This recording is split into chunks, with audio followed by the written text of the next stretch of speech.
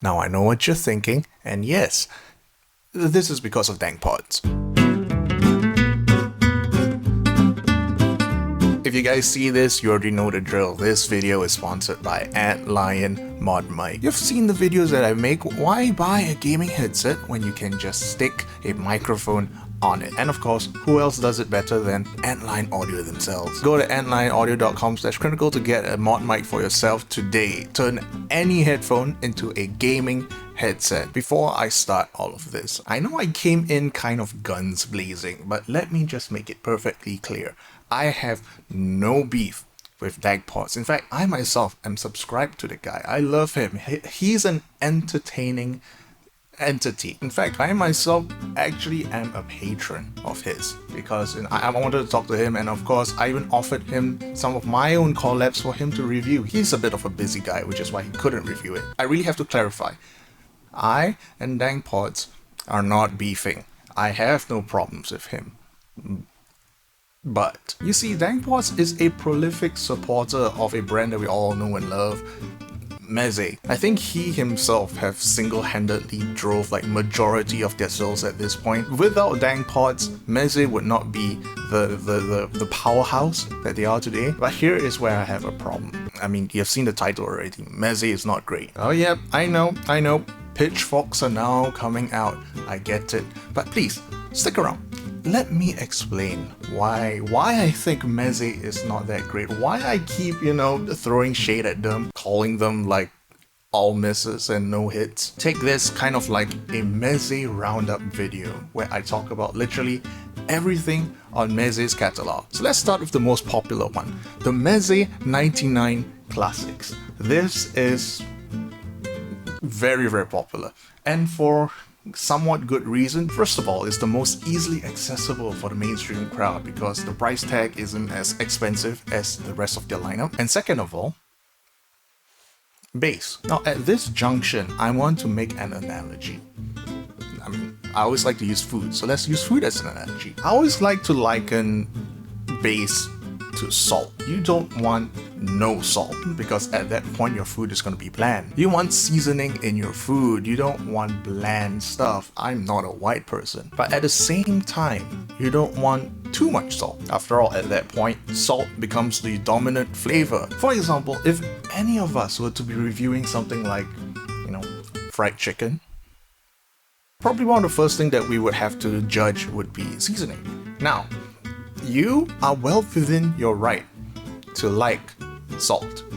I'm not saying it's wrong, but there is a difference between I like super salty fried chicken and this super salty fried chicken is good. There's kind of an objective limit on how salty you can make a dish because at some point people are going to complain. I mean, at this point, let me just drop the food analogies right now. The Meze 99 Classics are too bassy. And I know when I say too bassy, people are going to come in and say, well, but I like the 99 Classics. I like the level of bass that they have. And again, I'm saying good for you.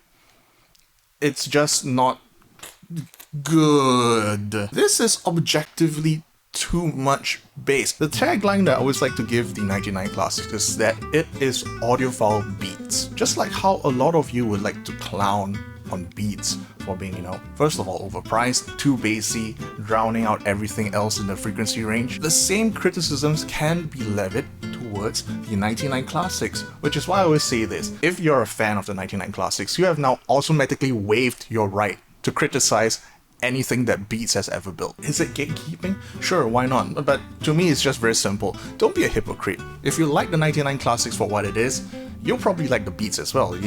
Just lean into it. Don't hide from it. I'll use the food analogy again, alright? I could like putting 8 tablespoons of sugar into my coffee and turning it as sweet as a Starbucks Frappuccino. But I would have the self-awareness to not offend the coffee enthusiasts by calling that a good cup of coffee. The overall TLDR is this: the 99 Classics, too imbalanced, too tonally imbalanced. You could like it, but just from more objective analysis on how colored it actually is, it's very hard to make an argument to call it actually good. Now, of course, beyond that, we have, of course, the super expensive stuff. For example, the Meze Empyreans, which is a $3,000 planar headphones, which looks sexy as fuck. Look, I would admit it, alright? Meze makes beautiful products, absolutely gorgeous, stunning.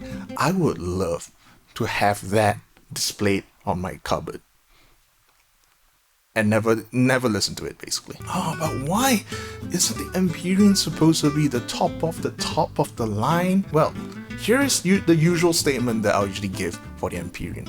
It is the M50X of TOTLs. Now, let us now analyze this statement. First of all, the M50X. For those who are not in the know, M50X is an extremely popular studio headphone that has been touted as one of the best $100 headphones. But if you go deeper into the audiophile community, you can see that there's actually a lot of disdain for the M50s because a lot of people think that it's overrated. It's too overhyped. A lot of newbies come in expecting the M50X to be like the greatest thing ever and then just be super disappointed when it isn't. The Empyrean is in the same category because it is super popular thanks to, again, Mr. Dankpots, but doesn't really match up to the rest of the TOTLs, the top of the lines. Let me explain why this is in the absence of tuning. First off, it is really not resolving at all. But here's the thing, now that you have charged $3,000 for a headphone, now you're fighting against the big wigs, you're fighting against the established people. Even within just the planar landscape, you already have headphones like the Hi-Fi-Man HE1000 V2 or the Odyssey LCD4/LCD5 or, God forbid, the Abyss AB1266. All of which, in terms of just resolution, run circles around the Empyrean. It's not even close. And I know a lot of people again are gonna argue with me on this, and I totally understand because resolution is not something that we can measure. But I myself, every single time I listen to the Empyrean, I always come off feeling very unsatisfied. The details that I'm used to hearing in these other headphones just get completely smoothed over the moment I put on the MPs. And let me reiterate again, you are allowed to like the Empyreans. I'm not saying that, you know, the moment that you do, you're somehow branded as a criminal. No, what I'm saying is, you don't have to spend $3,000 for the Empyrean's level of resolution. In fact, I would even make a bold statement and say that the Empyrean basically resolves as well as the Hi-Fi-Man Sandara, a $350 headphone. Again, you can disagree with me on this. It's just purely my opinion. I'm just telling you why I think Mezes are. So up till now, these two are the only headphones that I've listened from Meze, but now recently they've actually released two more, which I've tested over the weekend. So first, let's talk about the Meze Elite. $4,000, $1,000 more than the Empyreans. And is it better? Well, it better damn well should be. First of all, yes, it is better. Genuinely, it is better. But it still has the same problem. Is that while I think it now has a decent amount of resolving ability, it's still not quite up to par with the rest of the planars that I've mentioned. And that's a problem. Again, this is $4,000. You don't want to be lagging behind literally the rest of the market when you're charging that much. But let's say you're not really interested in resolution. Let's now say that you want to go into tuning. Well, not too much change between the Empyrean and the Elites. As you can tell, both of them kind of going for this like mid-bassy downsloping signature. I don't mind it too much. Honestly, I prefer it over the traditional Odyssey's house sound, or even some of the like, you know, Abyss stuff. So in terms of tuning, I actually prefer it over the competition. It's just that, again, with tuning, you don't need to pay for tuning. Let's now move on to the next one, which is the Meze Lyric. It's a new close-back headphone, and first of all, $2,000. $2,000. Already there is a set of expectations that I already have ingrained in my mind before I even listen to the thing. And does the Lyric hit them? No. First of all, tuning, it's Achilles' heel. But then again, the unit that I listened actually measured differently to what Resolve from the headphones show has also listened to. So I'm not sure if this is unit variation or I just got a broken unit. But then again, both channels of the unit that I've listened to basically matched to a T. So if something failed, either I got so unlucky that both sides failed in the exact same way at the exact same time, or this was intended. Regardless, the lyric is not a good $2,000 headphone. I wouldn't even buy it, personally speaking, but you know, I don't want to rag on too much. It's one of those things where I say I don't like it. Please, let's just move on. But oh, this is all just for headphones, isn't it? Meze also makes IEMs, so I bet the IEMs are amazing. First of all, let's now talk about the 12 Classics V2, because that's the latest version. Is it good? No, terrible. Oh, no, absolutely not. First of all, extremely V-shaped sound is both bloated and sharp at the same time. What an achievement. 12 Classics is like $70 but built like something that costs $20 on AliExpress. So even my praise for Meze's usual build quality doesn't even apply to the 12 Classics. It looks like cheap shit, it sounds like cheap shit, and I never want to buy it, and you should never buy it. Next. So here we have the Meze Rise Solo, which is a single dynamic. Again, when it comes to build, Meze, on this front at least, nail it. The Solo looks absolutely stunning. Built like an absolute unit, and the color scheme, the metal, everything just looks so good, which is a damn shame because the looks don't match up to its sound. Just look at the tuning of this. I have no idea how this got out of the R&D process. Did they just put in an undampened DD in there and just call it a day? I don't know, but really it sounds like absolute ass, and not the good kind of ass, the ass that is like covered in shit and you know, you never know how long it was unwashed for, that kind of ass. Is it even resolving? Sure, why not, but the fact that the tuning is so borked means that I wouldn't even want to listen to it without heavy EQ. Just straight up a shit ton of EQ. You gotta basically turn this, the Rise Solo, into a completely different pair of IEMs before I am even willing to try it out again. And now let us talk about the Meze Rai Penta, which is their top of the line IEM model, $1,100. Sound wise, I would liken it like the Empyrean, where it's dull, boring, slightly bloated, and just generally lacking in dynamics, which is why I called it in my review Empyrean. So at this point, you should already know where I'm going with this. The Rai Penta is overpriced, but there is actually something deeper about the Rai Penta that most of you may not actually know about. But I can't actually say too much about it because my lawyers tell me that, you know, I could be subject to a lawsuit. So let me just give you the cold hard facts. Let me introduce you to the Fidui A91 Sirius, a Chi-Fi IEM released back in 2016. It was not great then and still not great now. The Fidui A91 Sirius has 4 balanced amateur drivers, 1 dynamic driver, has an impedance of 20 ohms, and has a listed frequency range of 4 Hz to 45 kHz. And of course, here is the frequency response for the A91 Sirius. Now let's talk about the Rai Penta, which has 4 balanced amateur drivers and 1 dynamic driver, has an impedance of 20 ohms, and a listed frequency response range of 4 Hz to 45 kHz.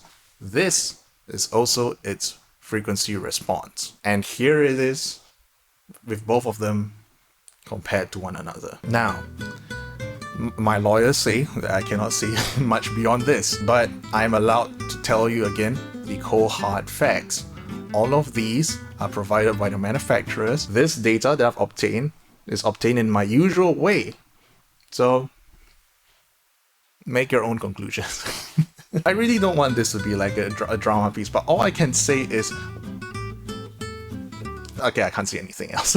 So what is the moral of the story that I have here? The real moral of the story is not whether or not Meze is bad. It's more the fact that, you know, just because taste exists, just because preference exists, doesn't mean that we have to throw, like, you know, actual performance metrics out the window. And yet some of you would say, like, frequency response isn't a performance metric. It doesn't tell you anything. Yeah, well, you know, that's just your opinion. Just again, opinions are just like assholes, right? I'm just one guy. So this video is more or less just as a response to everyone who keeps asking me about Meze over and over after Dankpots mentioned it once. And again, this is not about beef with Dankpots. This is just me being like, oh my god, I don't want to keep answering these questions over and over, so I'm just gonna make a video out of it. Meze, in my opinion, not great. I mean, apart from my sponsor today, thank you so much as well.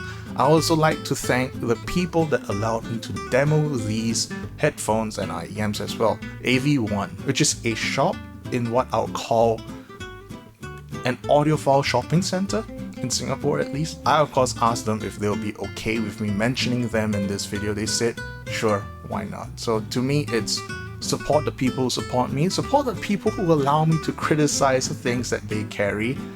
Because, you know, we need more honesty in this hobby as well. We don't want just, you know, just shills running around saying like, buy this, buy that, buy this, buy that. I'm not telling you not to buy the Mezes. I'm just saying I really don't like them. Y'all know the drill at this point. Let me now thank my big money boys. Mike Madface, Dennis, Alexander, Jonathan, Ian, Jerry, Stewart, Timmy, Mike, GY Audio, Wang Yuan, HK57, CF, Zachary, Hamza, Jeff, Johannes, and Preaching Hana.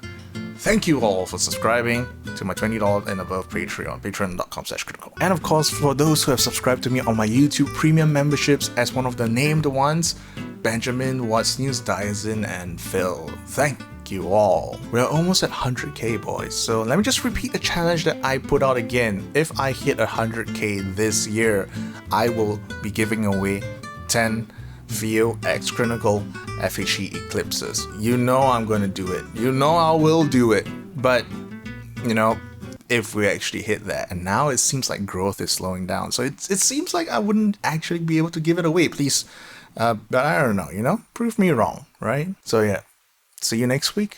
Don't die. Fuck off.